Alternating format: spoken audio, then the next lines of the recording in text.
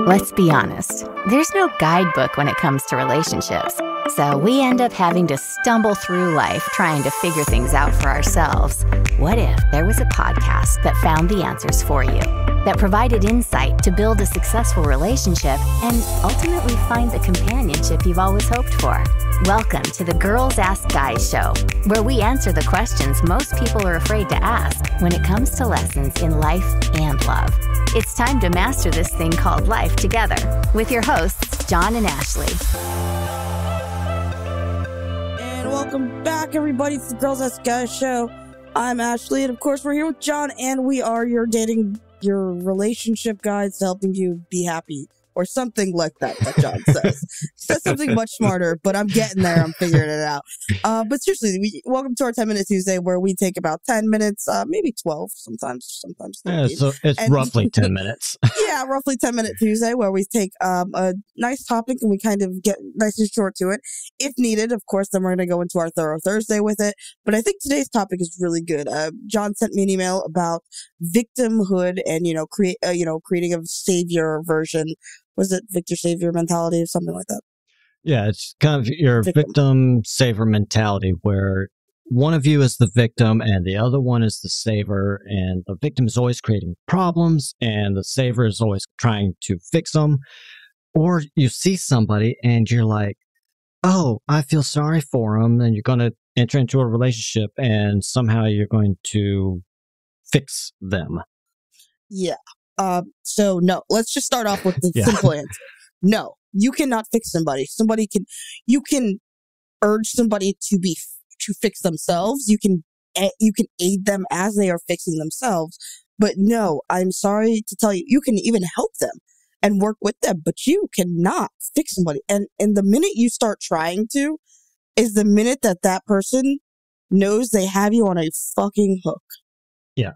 And like the last show that we had, where we're talking about having an intentional, intimate relationship, if you have a victim-savior relationship, you can't.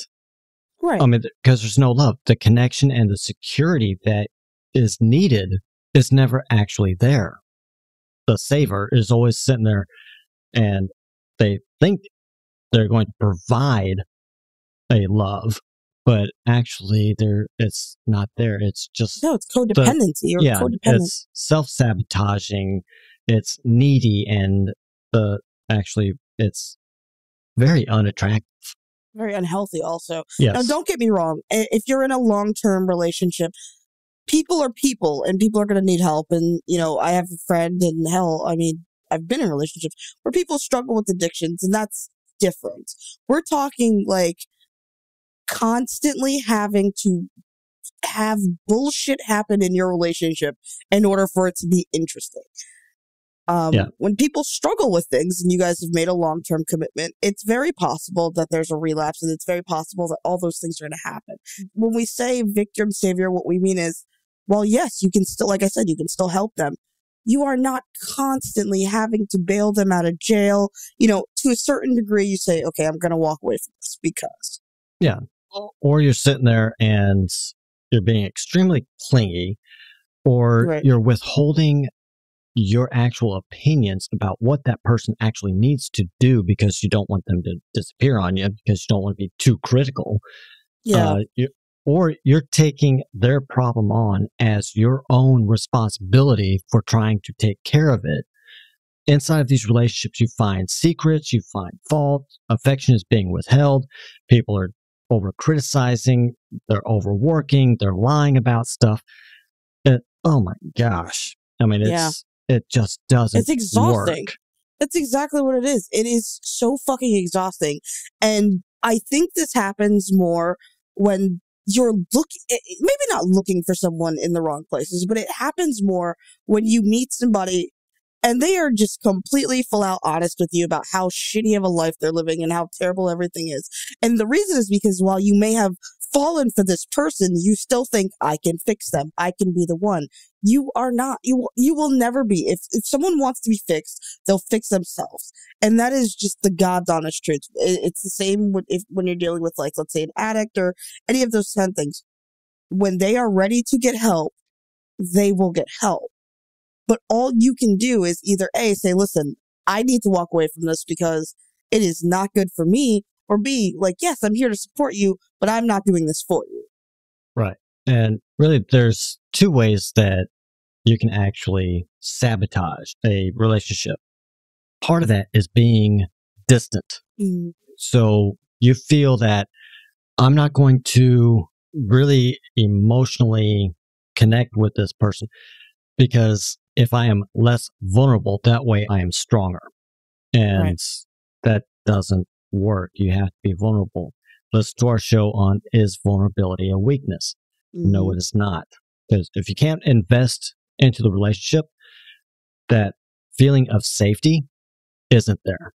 Nope, it's not. And you need to feel safe and you need to cultivate that. And it takes just codependence may feel, because like I said, I the victim savior mentality, I'm pretty sure that's just codependent. It may feel safe, but in the long run, it's so unhealthy and it's so weird. And once you are able to break free from it, you'll realize that you're lifting a burden off your shoulders. A relationship is not supposed to be a burden. And when it turns into that, then you're in a situationship. You know what I mean? Yeah, and there's a thing out there, and it was written by, I'm trying to remember the name, I'm almost got, Dr. John Gotham. And he writes about a negative sentiment override.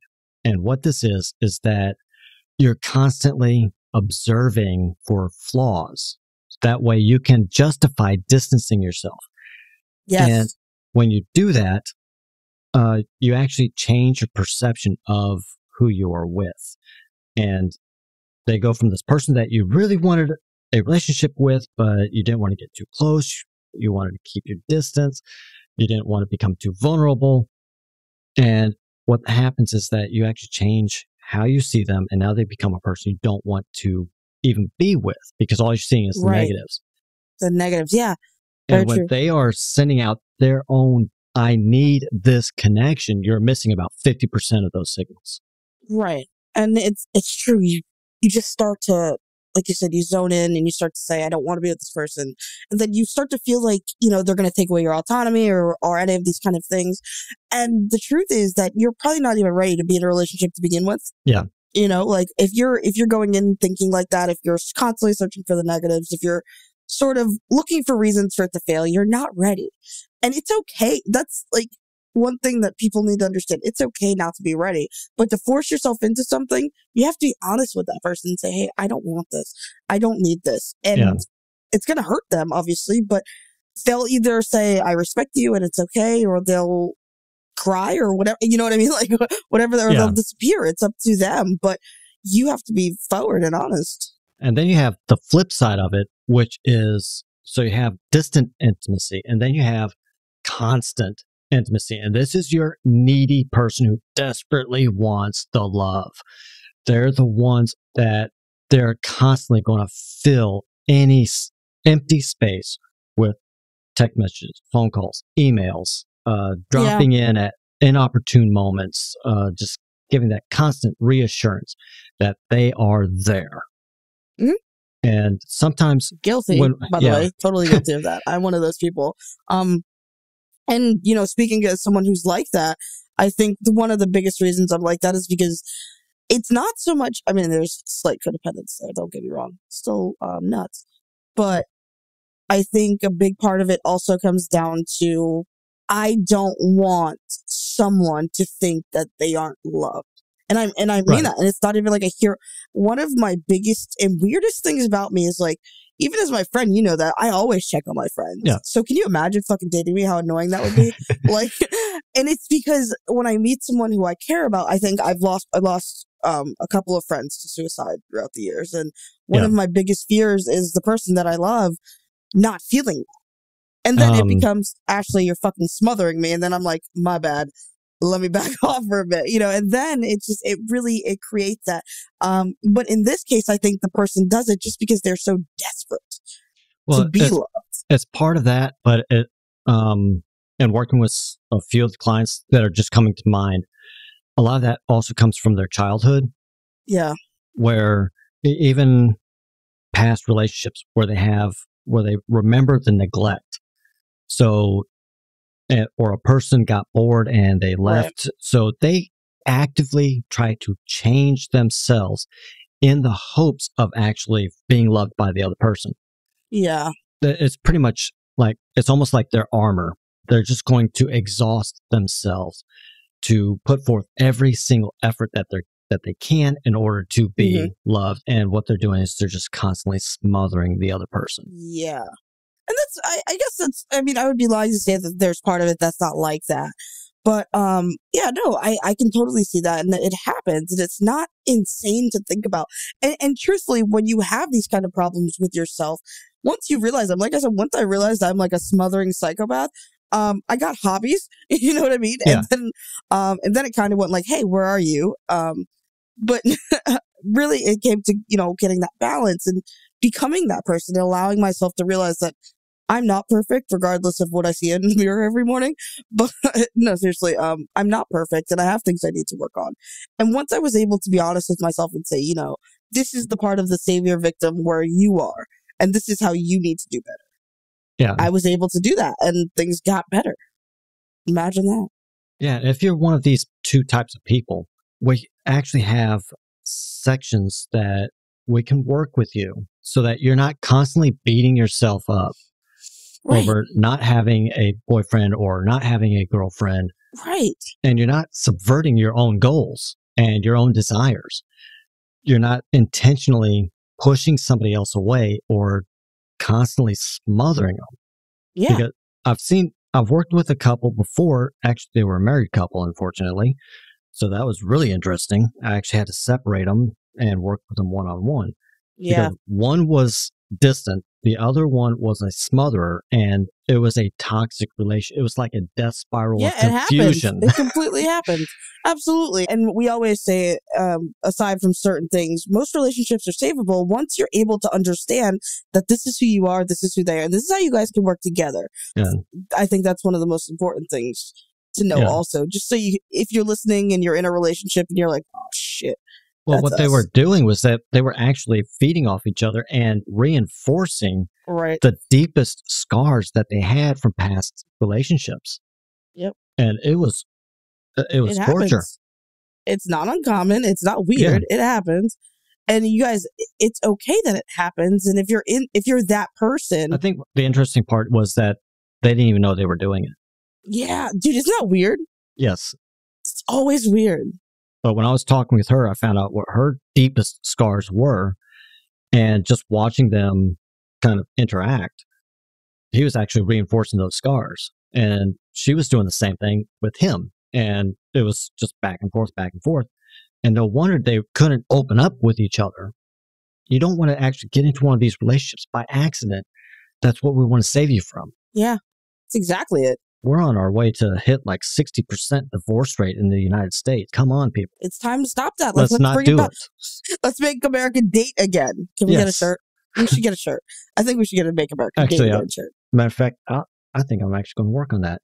Right? That's a really good one. Let's make America date again, but like happily. And guys, it's okay. And if you have any questions about it, if you say, hey, you're listening to the show and you're thinking, wow, this kind of sounds like me and my person, write in. Always write in and say, hey, John and Ashley, do you guys mind setting up a session with us so we can talk about it? Of fucking course we do. We love doing this stuff.